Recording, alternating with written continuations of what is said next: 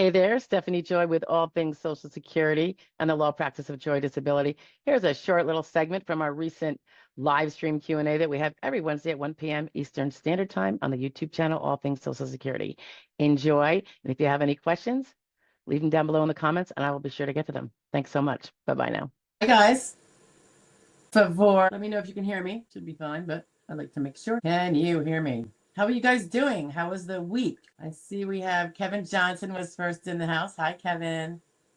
From Morristown, Tennessee. George Graham, good to see you. Punta Gorda, Florida. Kathy from North Carolina. Nice to see you, Kathy, again. Matt F. I don't know if we've met. Hello from Virginia. Hello back at you from PA. Brittany, I see you're saying you don't have SSDI.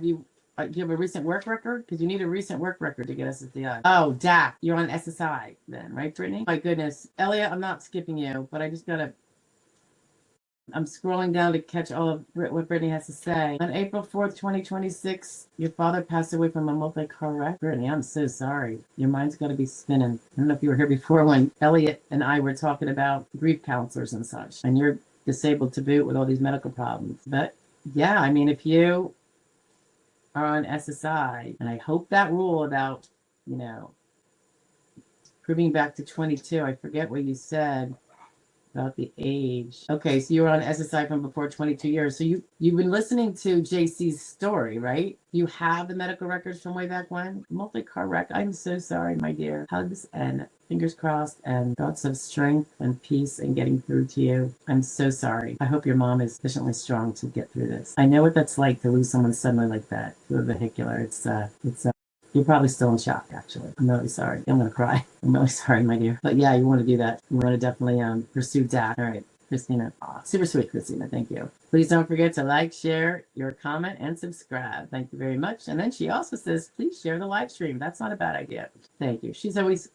Christina is always helpful. A+ for the channel. Okay, so the county school system, this is Brittany, made me come and get my records in the past before they destroyed them. Awesome. So you have those. Still have my past autism diagnosis before 22 years old, just in case. Yeah, I mean, that'll help. I really want to see what that new law was about the collateral estoppel business. I'm going to look into that. JC, it burns me up what happened to you. I don't want to see the same thing happen to Brittany either.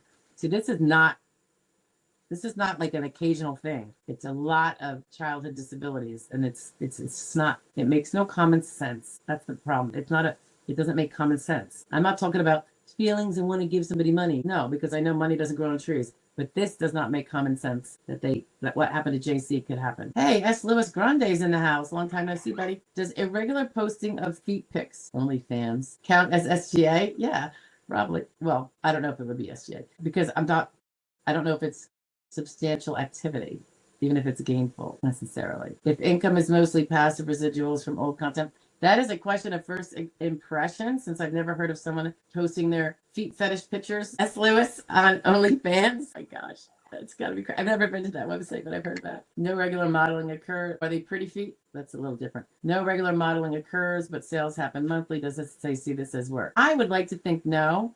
But if it starts to, and I'm saying this just as an impression, S. Lewis, not as you can't really predict necessarily. Let's look at a model who is physically disabled undeniably and would win SSDI and maybe has SSDI, but was a model.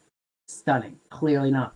But you know what I'm saying? And they're willing to, they could sit for a half hour and let a photographer take their picture and they can totally sell it for tons of money. What if it's even used with permission, of course, with AI and then makes a lot of money? Is she now working SGA, or is that just monetizing a piece of, I hate to say capital, but it is capital in a way? I'd like to think the latter, but if you are posting them, that's activity, and it shows a skill that could be used in work. Could you do it 8 hours a day?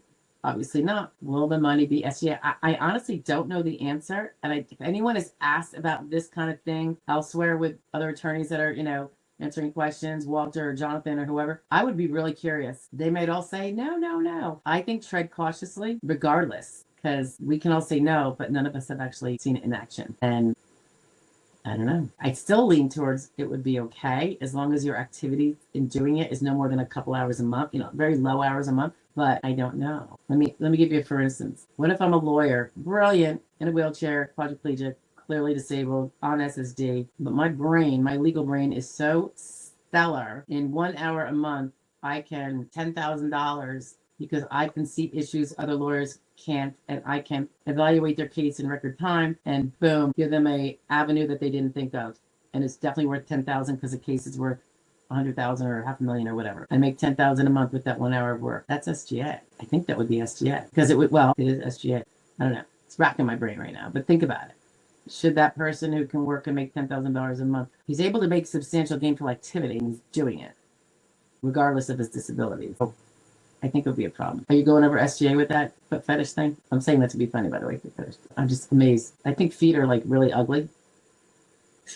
Just generally. Most ears too. Not all ears, but most ears. I want to go back to that 1 second. I'm sorry, guys. S. Lewis. Another thought. You say no regular modeling, of course, but sales happen monthly. That means you're reselling the pick. So the pick is an asset. It's just being sold. When you do your taxes, do not put it under wages. Put it under sale of goods. Talk to your accountant. Talk to other SSD lawyers. There's not many that do this kind of questions about this kind of stuff because we're more of the medical people. But I just happen to dabble in it because 10 years ago, 12 years ago, I was doing it. I was answering questions like this anyway that were outside of my client's need. But that's another avenue to take. If it's not work activity, then don't do a Schedule C, and you'd have to put it under cost of goods sold. And then they're going to want to know how much activity you're doing, and you're going to say 1 hour a month at best, making sure my bank account is right. I'm the owner of this company that then sells this business. Better yet, you have someone else doing that managing for you. Spouse, a spouse checks the bank account, make sure everything's paid, kind of thing. You own the business. You're not actually working it. Even if someone snaps pictures of your little piggies every so often. Hey, and here it goes. Kind of like a different workaround with the question. I appreciate this, S. Lewis. If one earns money from past digital content, pictures, sold online without active modeling or regular work, does that count as SGA for SSDI? Again, if it's not work activity, why would you do not put it under wages? It would be under business income, but there's cost of goods sold. That's the revenue from I don't do cost of goods sold. So I mean, my kids and I did like Amazon way long ago, and I was trying to show them how they could be little entrepreneurs. But the asset minus the cost of getting the asset, that would include, and all your and all the business expenses like the internet costs and all. You have your revenue that the revenue that comes in is the sale of a product. It's not from work activity. It's not wages. It's not services. Look at it in that vein and just do your due diligence. But that is the way I would absolutely be going probably. And I'm not an accountant or a tax professional, so I can't go any further. But the way you identify it on your taxes is going, because if you put it under wages, self-employment, then you are going to be paying Social Security taxes on that, which is only supposed to be on work activity, not on selling capital, selling products, that kind of thing. So if it's non-work related, flesh it out more. I'm not going to know the proper words under the IRS and the acceptable accounting principles, but maybe look at it in that way. And of course, even if it were a regular helps. I hope I touched on that enough, St. Louis. It's kind of it's not my pay grade, but those are the thoughts that I have because it does come up sometimes with consults in particular, and we touch on things. Christina says, now Attorney Joy calls you and texts you on Sunday, Saturday, any day, any time. Oh, you're not supposed to tell people that, Christina. And they're going to have high expectations. You know me, Christina. Weekends are some of my best times. It's a good catch-up time, too. It's like, you can't be on the phone with SSA on a weekend. So they're not calling. There's none of that. Although, of course, we can upload to them. So sometimes I'm doing that. So it is nuts. I love it, though. Good for us if she's our attorney, which she's mine. Oh, Christina. Okay. Dick says it's kind of a technicality because the imaging, are you talking about the digital stuff? The imaging is what they consider proof, but not the exact symptom. I'm not sure what you're talking about. Did I miss something? I'm sorry if I missed something. Maybe I passed you when I was trying to catch up with Brittany. Let me just double check. I don't want to leave it hanging, Dick. No, I don't see it. So I don't know who you're talking to, what you're referring to. I'm say it's like if your arm was clearly broken, flopping around, and they said not until we see the X-ray is it really broken. Right. I don't know what you're referring to, but I hear you. That's right. Got Daroot is in the house. I don't think we've met Got Daroot. How would age play a factor at 50 versus 55 for physical disabling impairments? I'll tell you exactly how it differs. At 50, you have an easier burden than 49, but not as easy as 50. At 55. At 50, you don't have to prove that all 12,000 jobs you can't do specifically, because they will say, listen, Got, if you are 50 and you can't do light, medium, or heavy work, the only work we find you can do is sedentary. That's sit down 6 hours a day, lifting no more than 10 pounds or less than that. So your exertional is restricted to sedentary or less. We find that medically through your medical records. And any prior relevant work you have, which is the work in the last relevant 5 years. So make sure you know what your period is. If any work is there, then we have to find that you can't do that prior job, because obviously if you can do that prior job, you're not eligible for SSD because you can go do that prior job. And so that's the second one. Can't do your prior job. And the third one is, if that was not an unskilled job that you had in the last 5 years, and it was semi-skilled or higher skilled than that, and if those skills are transferable to a job in that sedentary thing we found you could do, but you can't do higher, you have to prove that they are not transferable to a job that you could be placed into, not by us, but that you could find that's sedentary. As long as you could, if those jobs will transfer to that job, we'll find that you are not disabled. So you have to prove that there either is no transferable skills, and that could be if you have no prior relevant work at all because you haven't worked in 5 years, or that the job you had no transferable skills to begin with, and that's all bunch of stuff you're going to want to research. Or if there are transferable skills because you had a semi-skilled or skilled job, that because of the nature of those skills, they're not transferable, or you as an impaired person cannot transfer them. You can't use them. It could be your memory shot. You don't remember those steps you did with the processes. It could be that it was very fast-paced thinking. Those skills are always used in a kind of fast-paced thinking thing, and you can't do that. It could be, the memory, the ability to apply them because of anxiety and reduced concentration.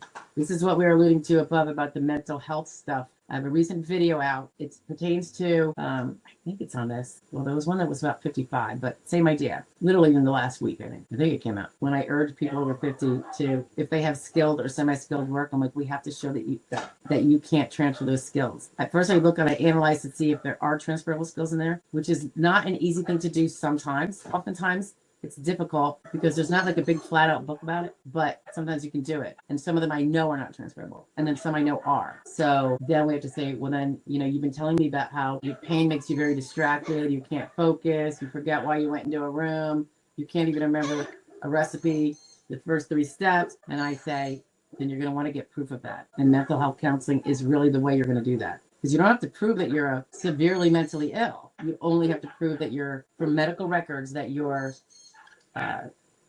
ability to focus, concentrate, do all those, because that will affect your mental capacity to do mental skills and to transfer skills that you learn there. You have to learn them, absorb them, and be able to use them. So that is where you're at. So the difference between you and a 55-year-old is going to be that exertional level. The first one. Remember the 3 prongs. Exertional level, sedentary, less. For 55, even if they can do light work, if they can beat the other 2 prongs, they can prevail. You at 50 or someone at 50, 54, have to prove that they can't do light. Then that's really hard. They're not. They want to say everybody can do a sit-down job. Physically sit down. So you want to, that person is going to want to hone in. Certainly, well, you don't have to prove you can't do sedentary. You have to prove you can't do light. You have to prove you can't be on your feet 6 to 8 hours, or you can't lift over 10 pounds.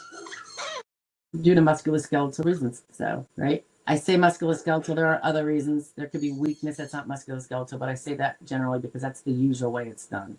Because we have so much musculoskeletal impairments that reduce strength, ability to lift, and all that stuff. Hope that helped you. We're coming to an end here, guys. Hi, I have my hearing first one following recon coming up on my birthday. When is it, DJ? Pardon me. When is it? I won't hold you to it. Tell me now. You may not even be here. All right, guys, we are done. Thank you so much for being here. I really appreciate it. You are definitely supporting the channel and my sanity by coming to live stream. I'm very happy to share anything I know and let you know when I don't know. The 12 p.m. recordeds are really, really helpful. And I will say, just yesterday, agreed to take on a 1%, 5%er.